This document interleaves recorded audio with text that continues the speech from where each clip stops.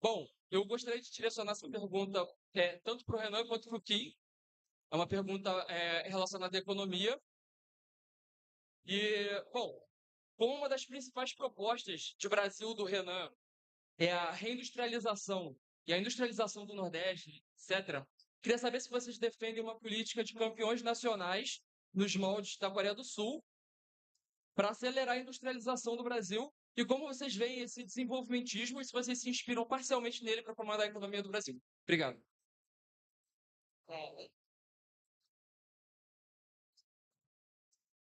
Eu acho que, primeiro, qualquer benefício setorial, ele precisa ter análise, que é uma coisa que não existe hoje, né?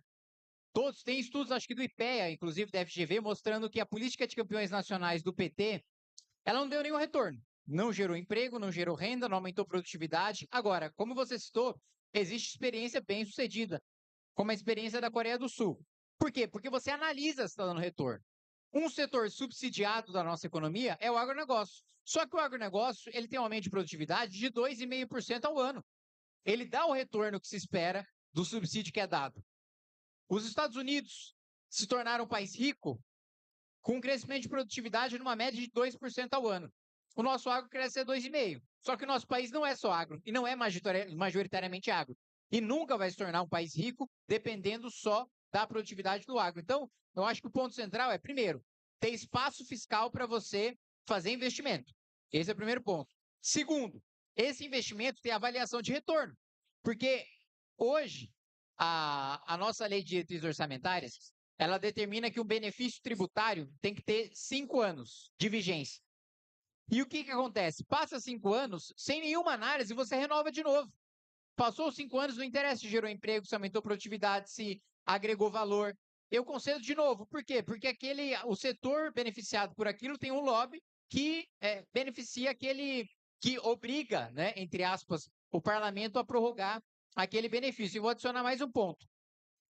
Nós não precisaríamos subsidiar tanto o crédito se o crédito fosse barato. Se o país tem credibilidade, se a gente tem uma regra fiscal que coloca a dívida numa trajetória em que quem empresta dinheiro para o governo sabe que a gente vai pagar, o juro é baixo. Então, o que hoje a gente subsidia, por exemplo, de dívida para alguns setores do agro, que o juro subsidiado faz com que ele seja 6% ao ano, a gente consegue fazer com que a Selic seja 6% ao ano. Sem dar nenhum centavo de crédito subsidiado, só de ter a credibilidade e da gente ter criado espaço discricionário para pagamento da dívida no longo prazo, não vai mais ter título de tesouro direto pagando IPCA mais 6, IPCA mais 7, IPCA mais 8. Se eu tenho, e isso é um desincentivo para o setor produtivo também, se eu tenho certeza, né, que eu vou colocar o meu dinheiro, eu não vou produzir nada, eu não vou ter ação trabalhista nas minhas costas, eu não vou ter ação tributária, e eu tenho a certeza de que no final do ano o meu dinheiro vai render 15%, por que eu vou abrir uma empresa? Por que eu vou arriscar tomar um processo trabalhista? Por que eu vou arriscar tomar um processo tributário? Aí o dinheiro fica basicamente parado, financiando fundos de pensão, que é boa parte daquilo que investe Tesouro Direto. Então, acho que, primeiro, avaliação daquela política, daquele investimento que foi colocado naquele setor.